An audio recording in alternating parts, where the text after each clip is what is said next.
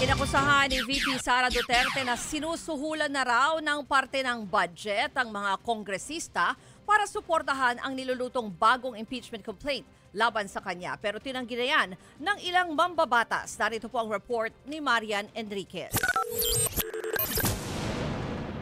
2 buwan na lang at expire na ang 1-year bar rule para sa naunang inihaing impeachment case laban kay Vice President Sara Duterte. Ang grupong bayan, target maghain ulit ng reklamo. Pero si VP Sara hindi na nagulat dyan. Aniya, ginagamit na naman ang impeachment bilang bargaining chip para maipasa ang 2026 national budget. Katulad daw ng mga naunang reklamo, may mambabatas umano na ginagamit ang impeachment para mangalap ng pondo at suporta sa pagpapatalsik sa kanya. Handa raw sumagot si VP Sara sa anumang aligasyon pero hindi siya mananahimik kung ginagawa raw budget-driven racket ang proseso. Bumwelta agad dyan ang ilang kongresista. Ayon kay House Deputy Minority Leader at ACT Teachers Party List Representative Antonio Tino, mali na gawing issue ang budget dahil may lehitimong basihan ang reklamo, gaya na lang ng Mary Grace Piatos at iba pang kontrobersyal na pangalan.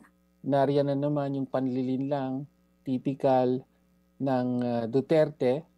No, sabi niya, handa naman siyang palaging sagutin ang anumang tanong. Pero pagka may actual na venue at pagkakataon na, iiwas siya, di ba? O hindi sasagot. Ganyan din ang ipinunto ni House Deputy Minority Leader at ML Party List Representative Leila De Lima. Hindi na raw pwedeng iugnay ang budget sa impeachment dahil tapos na ang deliberation sa Kamara noong October pa. I don't think it's fair for her to tie up yung issue ng impeachment, possible filing of new impeachment complaint against her sa budget process.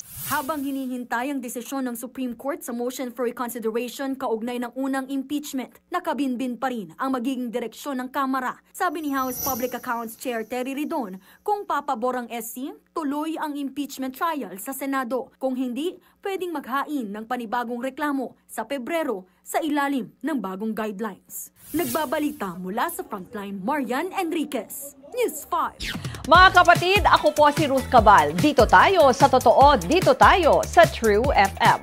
Mag-follow at mag-subscribe din po kayo sa aming social media accounts at True Network PH. Diyan po yan sa aming X na dating Twitter, sa FB, sa Instagram, sa YouTube, sa TikTok at sa mga podcasts. At syempre, tutok din po kayo sa Signal True TV Channel 19.